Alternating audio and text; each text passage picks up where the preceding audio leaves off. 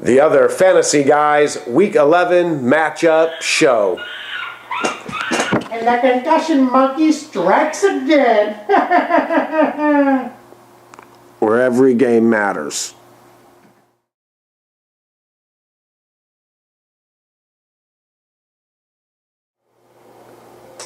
As you just witnessed, the professor was struck down by the concussion monkey, as many of your fantasy teams and fantasy players were last week. There was a lot of players that went out of the game early in the game, first quarter, second quarter, third quarter, due to the concussion monkey. And that sucks when it happens to your fantasy team. Well, the professor is not governed by NFL rules and regulations, so he's going to power through his concussion, and we're going to get right into the Week 11 matchups. First matchup is the Thursday night game, which is the Miami Dolphins at the Buffalo Bills. If you watched the Dolphins game last week, you will wonder what happened to the Dolphins. They played against the Tennessee Titans and got hammered. They did not look good at all. Really the only bright side for them last week may have been a couple of their receivers. Hartline had a few points. Fasano had a few points. Nothing to brag about. Nothing to write home about. This week against the Bills, they should do slightly better, but with them, who knows? I've got question marks all around them. I'm not a big fan of Reggie Bush this week after he fumbled last week and was benched. Really, to be honest, I actually like Fitzpatrick this week. I like C.J. Spiller because Fred Jackson will be out with the concussion monkey. I even like Stevie Johnson and even their tight end Chandler this week. The next matchup we have is the Green Bay Packers at the Detroit Lions. On the Packers side of the ball, I think they're going to jump out to an early lead. Their passing game is amazing. Therefore you got to like Rodgers, Jordy Nelson, James Jones, and Randall Cobb. I like all three of them. I think the running back Green, he's going to have average numbers. He may sneak in there with a touchdown in garbage time. And the Lions, I actually like, Stafford and Johnson and Young on the receiving corps this week because they're going to be behind. They're going to have to come back. They're going to have to pass. They're going to throw. I also like Pettigrew. Not a huge fan of LaShore at running back. Next matchup, Philadelphia Eagles at the Washington Redskins. Michael Vick was struck by the concussion monkey. He'll be out, which means I don't like a lot of their receivers this week because they're going to have a backup quarterback throwing to them. You got to like LaShawn McCoy because he is going to get the majority of the action in this game. You may like Selleck if you're in a long shot. I'm already actually losing faith in him, but if you're in a stretch on a bye week, you need a tight end. With a backup quarterback, the tight end position usually gets a few extra points. Redskins side of the ball, I like a lot of them. RG3, Morris, Moss. I even like Leonard Hankerson. And their backup tight end, Paulson, once again, another stretch. But I actually like him a little bit better than Selleck this week. Next, we have the Arizona Cardinals at the Atlanta Falcons. The Falcons, offensive juggernaut that they are, they're going up against a pretty good defense in the Cardinals. Now, I still like their chances. Against some tough defenses they've already played, they still put up some points. So you've got to like the Matt Ryans, the Roddy Whites, Julio Jones, of course, Tony Gonzalez. Michael Turner, not liking him. I'm actually liking Jacquizz Rodgers a little bit more this week. I think he's going to start taking a little bit more of that workload away from Turner as the season goes on. On the Cardinal side of the ball, Skelton's been back for a few weeks. He's starting to get a little bit of a rhythm with Fitzgerald. I actually surprisingly like Andre Roberts this week. LaRosse Stevens-Howling has been a decent fill-in. In a bind situation, he should get you some points at running back. Granted, he's not going to get you very many. We now have the Tampa Bay Buccaneers at the Carolina Panthers. On the Tampa Bay side of the ball, they've been an offensive juggernaut themselves the past few weeks. And, for that reason, I'm liking Josh Freeman and Vincent Jackson. And even Mike Williams is starting to get, a lot of action over these past few weeks. Against the Panthers defense, that's not that great against the pass. I like all of their chances. Doug Martin has been on fire. If you've been paying any attention to football the past few weeks, you've seen that. And on the Panthers side of the ball, they're going to have to fight to stay in it. So, I do like Cam Newton. I don't think he's going to have, amazing points, but he should be average. The running back situation there is horrible, so you can't like any of them. in the wide receiver situation, I really think Steve Smith is going to find a way to get a touchdown, and that's what's going to keep Cam Newton, also with his legs, is going to keep him viable this week. And I also like Olsen at tight end for Carolina. And now we bring you the Cleveland Browns at the Dallas Cowboys. Surprisingly, Cleveland has actually been a pretty good offense this year. Trent Richardson has actually run the ball well and caught the ball out of the backfield, as well. So he's been a viable part of their offense, and, he's coming back off that injury. He's getting a lot more healthy. I actually think he'll be able to find a little bit of running room and get you some points against the Cowboys defense. I even surprisingly like Brandon Weeden this week. He's going to find a way to get the ball to Little and Gordon, and even Benjamin Watson on the tight end position. I actually like him. For the Cowboys, Tony Romo, he's up and down. I call it the Romo coaster. I actually think he's going to have slightly above average points this week. Nothing to write home about, but he should be a viable option for you if you have your other quarterbacks on a bye, or, your other quarterback's just not as good. Also, Dez Bryant, average points at best. I do like Miles Austin this week, and Felix Jones has been a nice surprise for them out of the backfield. Look for him to continue to do well against the Browns. Now we bring you the New York Jets at the St. Louis Rams. The Rams got a good defense. The Jets' offense can't really seem to find a way to score points. For that reason, hopefully you don't have any of their players really on your team. Maybe Sean Green is the only one you have on your team, or Dustin Keller. Not sure if really either of them get the start on your team this week. Rams side of the ball, surprisingly, I like Sam Bradford this week. Jets defense not as scary as it once was. Steve Jackson, he's going to be above average this week. He had a great game against the 49ers run defense. He's going to feel like a young man coming against a softer Jets defense. And Danny Amendola, if you watched him last week, he was amazing. You might want to look for him. He may be available in free agency. I doubt it. Some people may have dropped him earlier in the year due to injury. But if you can get him, or if you have him, I would start him this week. Our next matchup is the Cincinnati Bengals at the Kansas City Chiefs. Earlier in the week I was scrolling through some of my fantasy teams, and I noticed in free agency in a couple of my leagues there was a guy named Andy Dalton who was available. And so I pulled this maneuver I call the snatch 'em up. And that's when you find a really good player like that. He's a top 12 quarterback this year, and you find a good player who can, fit well on your team, maybe on your bench, relieve your quarterback in a bye week or when they have a tough matchup. And you find a good player like that on free agency, and you snatch him up, and you put him on your team. So that's what I did. Andy Dalton is a good quarterback. If he's available in your league, you find him. And this week, he's going to be really good. He's going against a soft Chiefs defense, which means A.J. Green and Hawkins are going to have a lot of points. Jermaine Gresham at tight end, he may even be available. If not, he may be sitting on your bench. You may look to start him over your other tight end this week. Ben Jarvis Green Ellis should do all right. The Chiefs' run defense is actually not that bad. On the Chiefs side of the ball, the only Chief you can like is Dwayne Bowe, because they do try to get him the ball however they can. Whoever's throwing it to him should be Matt Castle. We'll see. But that's the only person I'm a fan of this week. Jamal Charles, not even. The Bengals' run defense is actually pretty tough. Now we have the Jacksonville Jaguars at the Houston Texans.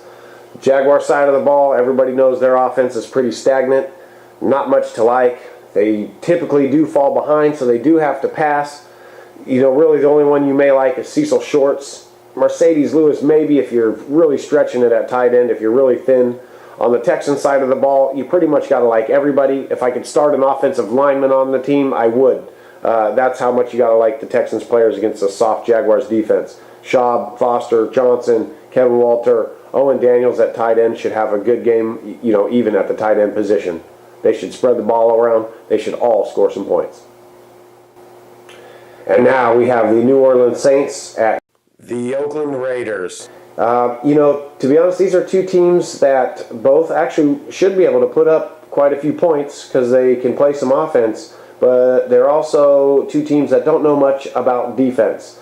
So you've got to like players if you have them on the offensive side of the ball. Drew Brees, Colston, Lance Moore had a good game last week, and of course Jimmy Graham had a monster game.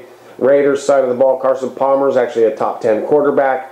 If you've got him, start him, because they're either going to be behind or it's going to be a shootout. There's going to be points scored. McFadden, if he's healthy, check your injury report. He should be able to run all over the Saints. Hayward Bay, Denarius Moore. Honestly, I'd probably start both of them if I had them. Brandon Myers has been on fire at the tight end position, either the last 2 or 3 weeks. If you have him or if he's available on your free agency wire, pick him up and start him.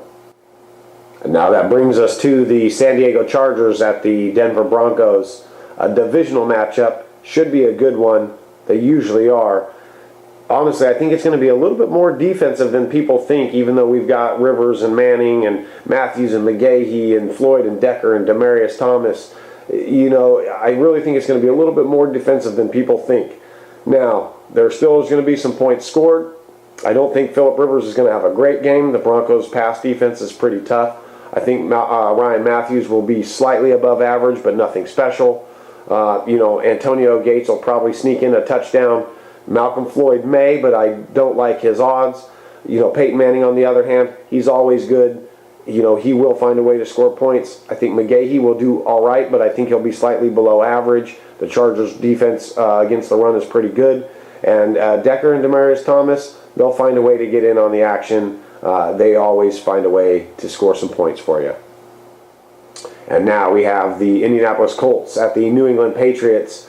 Not quite the matchup it once was when it used to be Peyton Manning against Tom Brady. But now you've got this new kid on the block, Andrew Luck, and he has actually, really been quite good this year. If you've had him on your fantasy team or were lucky enough to draft him, I'm sure he's panned out quite nicely for you. He's a top 10 quarterback, and he's actually puts up quite a few points each week. Against a Patriots defense that is not that good at stopping the pass, I think him, Reggie Wayne, and even Donnie Avery will get in on the action. I think they're all going to do well, as well as Donald Brown at running back. I think now that he's coming back off his injury, I think he's actually going to start getting more involved, and I find that he's going to have above average points this week. On the Patriots side of the ball, their offense always scores points. Tom Brady, of course, he will. Ridley, I actually like him this week. Of course, Wes Welker and Brandon Lloyd and Gronkowski. I think all of them, it's going to be a typical Patriots game. The ball's going to get spread around. There's going to be some touchdowns scored. Hopefully, everybody gets one. And that brings us to our Sunday night matchup, which is the Baltimore Ravens at the Pittsburgh Steelers. This is going to be a great defensive battle. This has become a great rivalry over the years. And for that reason, you can't like too many of the offensive players on this to score a lot of points, because really I think it's going to be a low-scoring game. Plus, you've got the fact that Ben Roethlisberger was bit by the concussion monkey. Now, I actually think he hurt his shoulder. Maybe it wasn't the concussion monkey. Still, he's hurt. He's not playing this week. He is Big Ben. He may find a way. Check the injuries, but I'm pretty sure he's not coming back for a week or two at least.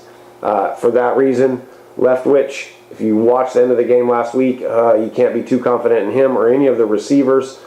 Mike Wallace will probably get some catches. You've got the other guys that are out. Emmanuel Sanders, I don't like really any of them. At the running back position, they're going to find a way to run the ball if they have to use their backup quarterback. They've got a three-headed running back monster. If you start any of them, you probably got to start Dwyer. On the Ravens side of the ball, Flacco looked really good last week, but you got to remember who they were playing. Ray Rice looked okay last week, and he didn't get a lot of opportunities because they were passing the ball quite a bit.